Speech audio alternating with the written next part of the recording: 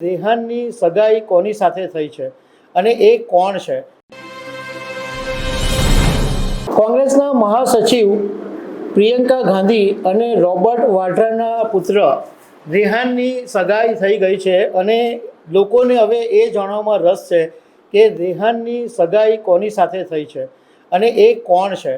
તો રેહાનની સગાઈ અવીવા બેગની સાથે થઈ છે.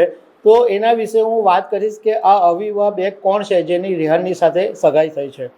તો આના વિશે વાત કરીશ. મારું નામ રાજેશ શાહ છે અને તમે જોઈ રહ્યા છો ગુજરાતના સૌથી મોટા ડિજિટલ પ્લેટફોર્મ ખબરછે.com. સોશિયલ મીડિયામાં આ એક સમાચાર વાયુ વેગે પ્રસરી રહ્યા છે કે પ્રિયંકા ગાંધી અને રોબર્ટ વાડ્રાના પુત્ર રેહાનની સગાઈ અવીવા બેગની સાથે થઈ છે અને અવીવા એની ગર્લફ્રેન્ડ છે અને 7 વર્ષથી બંને જણા રિલેશનમાં હતા અને આખરે બંને પરિવારોએ સગાઈ કરી દીધી છે. એકદમ સાદાઈથી અને નજીકના સ્વજનોની સાથે મળીને આ એક સગાઈનો કાર્યક્રમ પૂરો કરવામાં આવ્યો. એકદમ ગુપ્ત રીતે કાર્યક્રમ રાખવામાં આવ્યો હતો. બંને પરિવારો એકબીજાને ઘણા વર્ષોથી ઓળખે છે. હવે આ અવીવા બેગ કોણ છે તો એના વિશે વાત કરું તો એ દિલ્હીની રહેવાસી છે અને દિલ્હીની જે પ્રતિષ્ઠિત મોડર્ન સ્કૂલ છે એમાંથી એણે પ્રારંભિક શિક્ષણ પૂરું કરેલું અને પછી જિંદાલ યુનિવર્સિટીમાંથી મીડિયા કોમ્યુનિકેશન અને જર્નલિઝમની અંદર અવીવાએ ડિગ્રી મેળવેલી.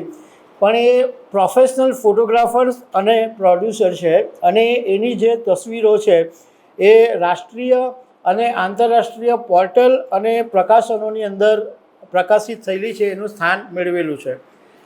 અવીવાની બીજી ઓળખ એ પણ છે કે એ રાષ્ટ્રીય સ્તરની ફૂટબોલ ખેલાડી છે અને પ્રકૃતિ પ્રત્યે એને એટલો બધો ગાઢ પ્રેમ છે કે એ જંગલો, પર્વતો અને રણોની અંદર તસવીરો પાડવા માટે ફરતી રહે છે. હવે તમે અવીવા બેગ વિશે તો જાણ્યું, થોડું રેહાન વિશે પણ તમને કહું તો રેહાન પોતે બી વાઇલ્ડ લાઈફ ફોટોગ્રાફર છે અને 8 વર્ષની ઉંમરનો જ્યારે રેહાન હતો ત્યારથી એને આ શોખ છે અને તે વિઝ્યુઅલ અને ઇન્સ્ટોલેશન આર્ટિસ્ટ તરીકેની ઓળખ ધરાવે છે. રેહાને દહેરાદૂન અને લંડનની અંદર ઉચ્ચ શિક્ષણ મેળવેલું છે અને રેહાનના પિતા જે રોબર્ટ વાડ્રા છે એમનો આર્ટ એક્સપોર્ટનો બિઝનેસ છે. હેન્ડીક્રાફ્ટ અને કસ્ટમ જ્વેલરીનો બિઝનેસની સાથે પ્રિયંકા ગાંધીના પતિ રોબર્ટ વાડ્રા સંકળાયેલા છે.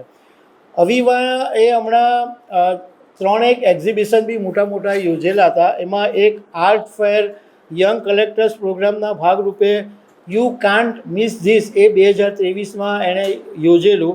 બીજું the quorum club the ઇલ્યુઝરી world 2019 અને India design ID K2 India 2018 એવા મોટા એક્ઝિબિશનો પણ અવીવા કરેલો હતો.